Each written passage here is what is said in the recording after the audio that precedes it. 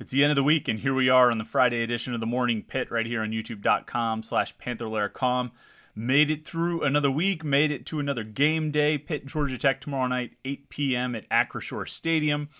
The first game of October, the first game of the ACC schedule, and really the start of the real season for Pitt. Not that the last four games didn't count. Certainly, we'd be talking about this team in a certain kind of way. If they had beaten Tennessee and they were sitting at 4-0 right now, being in the top 15, top 12, maybe even top 10, and we certainly wouldn't be pretending like the last four games didn't matter or didn't count. But the reality is, whatever Pitt's going to accomplish this season is going to be determined over the course of the next 8 games, stretching through October and November. And it starts right here tomorrow night at Acrisure Stadium with Georgia Tech coming to town.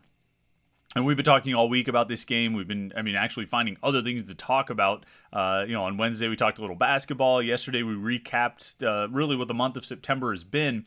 And today is but throughout it all, we've sort of been talking about this Pitt Georgia Tech game, certainly on the Panther-Lair show on Wednesday night. And it's a lot to look forward to because I think it's a really interesting game of trying to figure out what exactly we're going to see.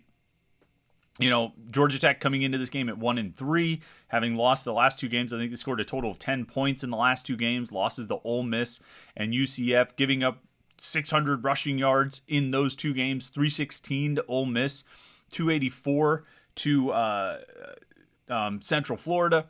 Both losses. And so you look at it right off the bat and you say, well, okay, this is going to be an opportunity for Pitt to run the ball. These should be, a Georgia Tech team that is susceptible to the run. And, they haven't given up a lot through the air. Their passing yards allowed are by the numbers. If you look at the numbers, you say, boy, they've been effective at stopping the pass or controlling the pass. But the reality is they're just getting gashed on the ground. And that's what's happened in the last 2 weeks. And certainly we see the way that Pitt's run game has progressed over the last 3 weeks of the Tennessee game, the Western Michigan game, and the Rhode Island game. Now, I think we're all holding our breaths a little bit, all waiting to see what this run game and this run offense and this offensive line and Israel Abanikanda can do against Power 5 competition, when they've racked up so many yards in the last 2 weeks against Western Michigan and Rhode Island. But the reality is Georgia Tech has been getting killed by the run, and if they continue to defend and take the defensive approach that they've been taking the last 2 weeks, there's no reason to think Pitt shouldn't be able to do it as well. Now, if Georgia Tech decides to switch it up and take away the run and load the box, well, then it's going to get really, really interesting because we'll find out if this Pitt team can attack through the air, if they can go downfield, if they can use the passing game to win. And maybe we'll get some answers to that question of what is Pitt's offensive identity? What is Pitt's offensive strength? What is really the basis of the offense? And most importantly of all, we've seen that they can run the ball. Can they also throw it? I think they can. I think they've got the quarterback to do it. I think they've got the receivers to do it. I think they've got the tight ends to do it. But we actually need to see it. And at some point in this run of eight games in the ACC, at some point in this run through the Coastal Division plus 2 teams from the Atlantic, at some point in the next 2 months, we're going to have, this Pitt team is going to have to show that they can throw the ball. I don't doubt that they can. I just know that we haven't necessarily seen it in a consistent basis. We haven't seen them throw the ball to win a game. The second half of the West Virginia game sort of is the closest we've gotten to seeing this team win with the pass. But the reality is that was a long time ago. And a lot has happened since then. A lot has changed since then. And I think it's fair to ask questions about the effectiveness of this passing game. And at some point, like I said, in the next 2 months, it's going to be called upon to help the team win. And that very well could happen tomorrow night if Georgia Tech decides that if they decide to commit to not letting Izzy Abanikanda beat them, then it's going to be on Keaton Slovis and Kanate Mumfield and Bub Means to make the plays. And who knows? It might just end up that Izzy Abanikanda and Pitt's offensive line are good enough that even if Georgia Tech commits to stopping them, they might still be able to get it done. Had some really interesting stats that I found this week, and I think we've all seen a lot of stats about Pitt's running game and Pitt's offense. And I was kind of looking at some different things late in the week. Yesterday we had an Inside the Numbers feature on Pitt's running backs and running game on Panther-Lair.com. And one of the stats I thought was really interesting is you look at Pitt's running backs. Izzy Abanikanda, Vincent Davis, Rodney Hammond, Sebo Flemister, Daniel Carter. Those 5 guys, right? Abanikanda, Davis, Flemister, Hammond, Carter. Those 5 guys have combined to carry the ball 142 times through 4 games. They have had exactly 9 of those 142 carries go for a loss. 9 out of 142. The other 133 carries either gained yards or were stopped at the line of scrimmage, which a 0 gain, even a 1 yard gain, 2 yard gain, they're not great. But only 9 plays out of 142 going for a loss. Seems like a remarkable number to me. As much as we talked about how the running game wasn't really that effective outside of Rodney Hammond in the West Virginia game, Izzy Abanikanda only had 1 carry in that game go for a loss. Pitt, as an offense, only had 1 rushing attempt by a running back go for a loss in that game against West Virginia. This game against Rhode Island on Saturday, Sebo Flemister had a 2-yard loss on a first down carry, and that was Pitt's only run for a loss in that game. At Western Michigan, they ran the ball 50 times, and only 3 of those carries were stopped behind the line of scrimmage. Izzy Abanikanda had 2, 1 for 3-yard loss, 1 for a 1-yard loss, and Flemister had 1 for a 1-yard loss. Tennessee had the most success at getting Pitt's running backs down behind the line of scrimmage. They had 4 rushing attempts for a loss by running backs in that game. But 9 in 4 games, 9 out of 142 carries seems like a remarkably effective total to me.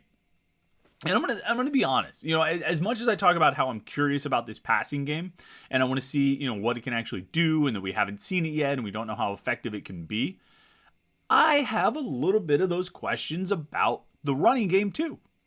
Izzy Abanikanda is the leading rusher in the country right now. He's number 1. He's tops, in Power 5. I think he's in the top 10 in rushing attempts. But out of all those guys who've, I think out of running backs who have carried the ball at least 75 times this season, he's top 5 in yards per carry. He's putting up great numbers, and there's no question about that. All right, and he's the leading rusher in the ACC. He's a top 10 rusher in the country. He's scored 6 touchdowns. I think that puts him like 7th in the nation in rushing touchdowns scored. 2nd in the ACC behind Will Shipley at Clemson. He's got 7. All these things, it's all very impressive, and they're all really good stats, and it's all, Vincent Davis has 20 plus carries and no yards lost. Daniel Carter has not lost any yards on his rushing attempts. Rodney Hammond has no yards lost on his rushing attempts. There's all these things we can look at about the effectiveness of Pitt's running game so far and how well Izzy Abanikanda has been playing. And I say this as someone who's been trumpeting Abanikanda all summer long. You'll recall I predicted him to be the ACC's leading rusher this season. But I will say, as I sit here and we finish September and head into October, head into the ACC schedule, that I still need to see it happen again consistently against Power 5 opponents. Even though Abanikanda had a big game against Tennessee, and he did, he put up big numbers. It still took him 30 plus carries to get 133 yards at Western Michigan. 177 yards on whatever he had carries against Rhode Island. I mean, the yards all count. They all go in his stat total. But if we're talking about rest of season, expectations and how effective you think a group can be and what they've shown they can do to this point, I need to see this team dominate the line of scrimmage and win, running plays against Power 5 competition week in, week out. Now, again, only 1 run for loss by a running back in the West Virginia game. Only 4 runs for loss by a running back in the Tennessee game. These are impressive stats against Power 5 competition. If you average 2.5 runs for loss by a running back per game, you're going to be in good shape with your running game. I think your running game has been pretty effective. The running back's getting back to the line of scrimmage and more likely than not gaining yards. So that's great. I still need to see it, though. I need to see that can carry over to 8 conference games, to 8 Power 5 ACC games against, Power 5 competition. I need to see that. And I believe in Izzy Abanikanda. I think this running game might be legit, but I got to see it against, week in, week out, kind of carrying the team the way Kenny Pickett in the passing game did last season. Now, there's, as I said, right from the start, there's going to be a point where Keaton Slovis is going to have to step up. And it might be tomorrow night, or it might be next week, or it might, who knows when it will be. He's going to have to do it. They're going to have to make plays through the air. And I think there is a distinct possibility that this offense could become the well-rounded, balanced machine that we've all heard that they're striving for, that really can try to run the ball, try to establish the run, and if you take that away, then attack you over the top and make plays down the field.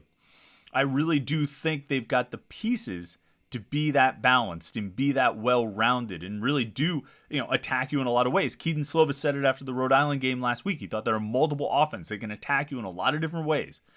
And I believe that. You know what I mean? When I look at the personnel and I of what I think of each of those players and what I think they're capable of, I do think they can attack you in a lot of different ways. I just need to see it because I don't feel like we've seen it consistently. And some of that's due to the fact that Slovis has been out. He missed a game and a half. And that threw everything kind of upside down a little bit. So it's not necessarily that we haven't seen it because these guys just aren't capable of it. We haven't seen it because they've had some personnel things. Well, you're pretty close to full health, and I think you're going to be pretty close to full health tomorrow night. At least, I don't think you'll have Rodney Hammond, and when we're talking about offensive guys here, I don't think you'll have Rodney Hammond, but I think you'll have just about everybody else back. And if you do, you should be able to have this, sort of balanced, well-rounded, versatile, multiple, whatever words you want to use, they should be able to make plays in the pass and in the run. And if they can do that, if they actually can do it, then some of these things we've talked about, particularly on Wednesday night on the Panther-Lair show, when we talked about expectations for the rest of the season, that poll I ran on Twitter where more than 70% of the people who responded said Pitt will go 7-1 or 8-0 out of the final, over these 8 games in the conference play.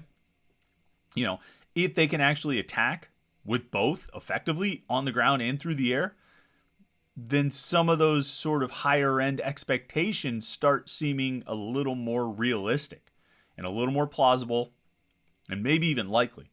Because if you really can have this balanced offense and your defense rounds into shape like I think it will, you're going to be pretty dangerous in this conference and in this division.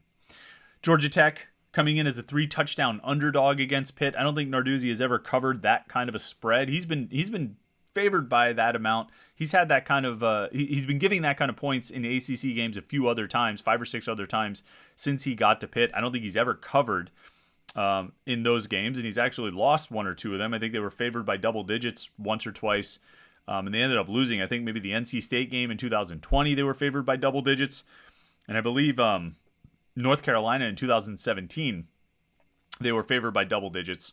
And they ended up losing both of those games. They've also won a few games where they were favored by double digits or even 20 points, even though if they didn't cover, they're still favored by a decent amount. But that's beside the point. Pitt is a heavy favorite in this game. That doesn't necessarily mean Georgia Tech is a pushover. Like I said, they've given up a lot in the run the last 2 weeks against Ole Miss and Central Florida. It's interesting, though, Jeff Sims, the quarterback, and Pat Narduzzi talked about him being a threat to run, a threat to get outside, a threat to scramble and pick up yards in that way. I had forgotten that last year he threw for 359 yards against Pitt in a game that Pitt won rather handily. I don't think Pitt was ever really in doubt in that game. And as has been a lot of talk this week, a number of people have brought this up that I've talked to. That was really a game where Kenny Pickett solidified himself as a potential, putting himself on some Heisman watch lists, getting people to start taking notice and saying, hey, wait, this kid at Pitt might be somebody to keep an eye on. He's not just doing this against New Hampshire anymore. He's in conference play, and he's lighting teams up. But Jeff Sims threw for 359, 2 touchdowns, and 2 interceptions in that game. He threw for 314 yards at Central Florida last week, even though they only scored 10 points. Before that, though, this season, he's threw for 161 against Ole Miss, 100 against Western Carolina, and 164 against Clemson. So a bit of an up and down performance this year. Only 2 touchdown passes all season in 4 games for Jeff Sims. He's a dangerous player. He can make you pay for some of your mistakes, and he's certainly capable of putting up yards through the air in addition to scrambling. This could be a game tomorrow where Pitt's defense bends, but, tries really hard not to break. This could be a bit of a feast or famine game where they either get to Sims and force him to either scramble or make a bad throw, or he ends up, having some of those hot reads like we've been talking about and taking advantage of the blitz when Pitt does try to get after him. I think they should be relatively close to full strength on defense, which will help. Certainly getting your defensive line back, if you can get Haba Baldonado back and Deslin Alexandra back, and you can have your top three at least be those two guys and John Morgan, plus probably Bam Brima as your number 4, as opposed to going to a game with Morgan and Brima as your top 2, and Alexandra and Baldonado and Dayon Hayes on the sideline. I don't think Hayes is going to be back for this game, but I think the other two should. And I think that'll help you with trying to, I don't want to use the word contain. Pat Narduzzi said yesterday he doesn't like using the word contain. It's kill, not contain, I think is what he said, which is strong language, but I understand what he's talking about. You don't want to just contain a quarterback, even if he's mobile. You want to get after him, and you want to sack him and force him into bad decisions and make plays in the backfield. I think this could be the kind of game where Sims might make a few plays, particularly between the 20s. But then if you can lock down and sort of keep him in check once you get into Pitt territory, which I think is what has largely happened, or largely happened last year, and has happened to Sims this season. I guess what I'm saying is there might be frustrating moments in this game tomorrow night where you say, "Oh, geez, the defense again giving up plays." Pat Narduzzi has said they only gave up 3 explosive plays in the last 3 games. There might be a couple. There might be a couple tomorrow night just with Sims' playmaking ability and some of the athleticism they have at wide receiver. But I think over the course of the game, over the course of the 60 minutes, Pitt's defense can ultimately win what may be a war of attrition. But they've been very good at turning the ball over this year, forcing turnovers, and I think they'll probably be able to turn the course of the game a couple times in that fashion. My focus is still going to be on the offense, though. These could be famous last words, so I don't want to say it the way I'm sort of thinking, but I'm not as concerned about Georgia Tech outscoring Pitt, winning like a shootout, 45-42 type of thing against Pitt. I'm not as worried about that as I am about, Pitt just struggling on offense. I don't know why I continue to have these hesitations. I think Frank Cignetti has done a good job. I think Keaton Slovis is a good quarterback. I think Izzy Abanikanda is really good. I like all these players. And I think Cignetti has done a better job than he's gotten credit for from large segments of the fan base. But I still need to see that consistent 60-minute game against Power 5 competition, even if it's Georgia Tech, who's 1-3. I need to see that. And so that's what we'll be looking for. Can this offense, what can this offense do? Not can they do this or can they do that, just what can they do? And if they can go out and run for 300 yards, yeah, great. If they need to throw, let's see what they got. So obviously we're going to be watching that game tomorrow night, but there are a lot of other games to keep an eye on throughout the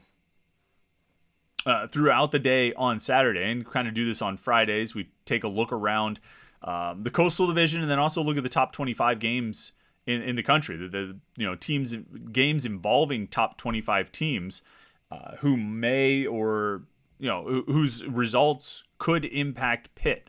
And let's start with the top 25. We'll start in the Coastal Division. All right, let's start in the Coastal Division. Let's look around what games are going on. All the Coastal teams are in action this week. They're all playing each other except Miami. Miami's off. Virginia Tech is at North Carolina. Carolina's 3-1. Virginia Tech is 2-2. Virginia, who is 2-2, is at Duke, 3-1. And then Georgia Tech, of course, is at Pitt. So the 3-1 teams in the Coastal are all at home against two 2-2 teams and a 1-3 team. I think the chalk should hold here. I really do. Virginia Tech Carolina is interesting as sort of a battle of strengths where Virginia Tech's defense and Carolina's offense are definitely the strong points there, as opposed to Carolina's defense and Virginia Tech's offense. It'll be interesting to see if Virginia Tech is able to find a way to slow down North Carolina, and conversely, if Carolina can score on Virginia Tech. That's going to be really interesting to watch in that game. Duke, Virginia, I think this is an interesting opportunity for Duke to bounce back from the loss at Kansas.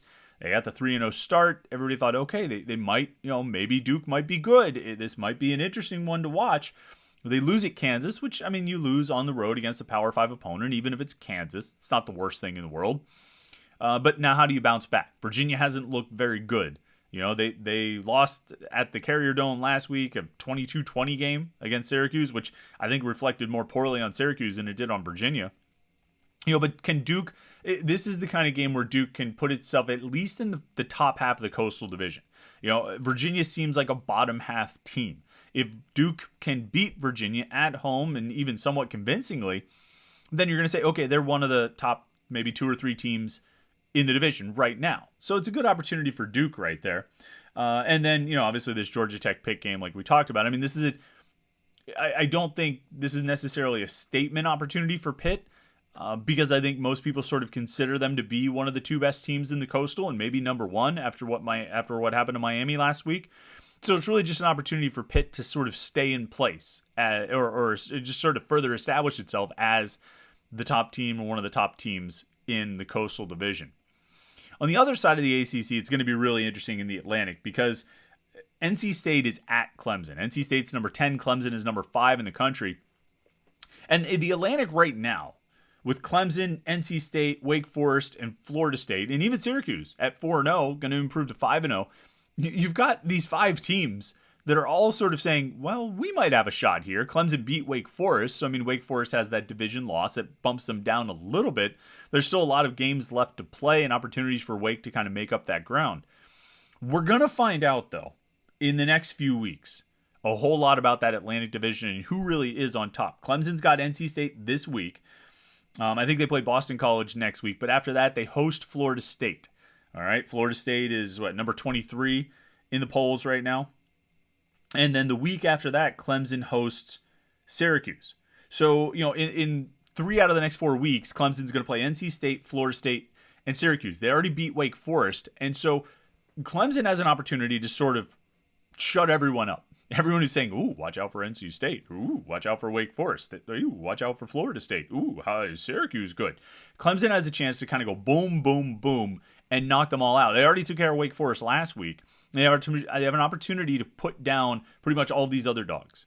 So it's going to be interesting to watch. I think we'll know a lot. A month from now, we're going to know pretty much where the Atlantic stands. And, we'll know if Clemson's still the top dog. And if not, we'll probably have a sense of who is. Now, speaking of the Atlantic, there's a very, very interesting game. Obviously, NC State at Clemson is probably the most interesting game. But if you're Pitt and you're looking at games that will affect you, the most interesting game in the Atlantic is actually going to happen in Tallahassee. It's Florida State, Wake Forest. I guess, hopefully this game happens. I haven't seen the latest on what's going to happen there, but Wake Forest is at Florida State. Florida State's favored by a touchdown, and this is relevant to Pitt fans because Florida State right now is number 23. Wake Forest is number 22 in the AP poll. And this sort of segues us into our discussion of the top 25 and games you need to watch as they relate to Pitt's position in the rankings. Pitt is, of course, number 24. Florida State and Wake Forest facing off a 22-23 matchup, not necessarily in that order, 23-22 matchup, Florida State, Wake Forest. One of those teams is going to drop below Pitt, assuming Pitt wins. Assuming Pitt beats Georgia Tech, one of those teams is going to drop down. So there's at least one spot to be made there. But then you go through the other spots in the top 25, some of those other teams in the 10 spots ahead of Pitt. Number 20, Arkansas, who's 3-1, is hosting Alabama. Alabama's a 17-point favorite in that game. Tough to be a road favorite by that much. I don't know if Alabama's going to cover 17, but you would think Bama should win that game. And if they do, Arkansas should fall from number 20. Number 18, Oklahoma is at TCU. Oklahoma's favored by 6.5. TCU's undefeated, though. Could be a challenging game for the Sooners. Number 17, Texas A&M, who made a jump over Pitt, is at Mississippi State and +4. Mississippi State, who's unranked, is a 4-point favorite.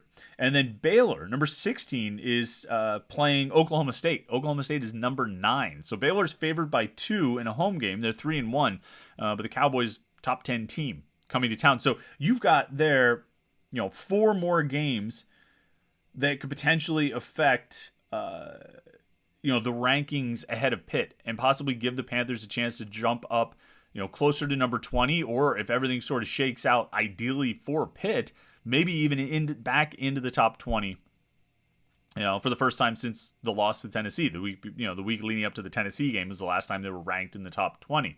So obviously Pitt has to take care of business on its own against Georgia Tech tomorrow night at Acrisure Stadium.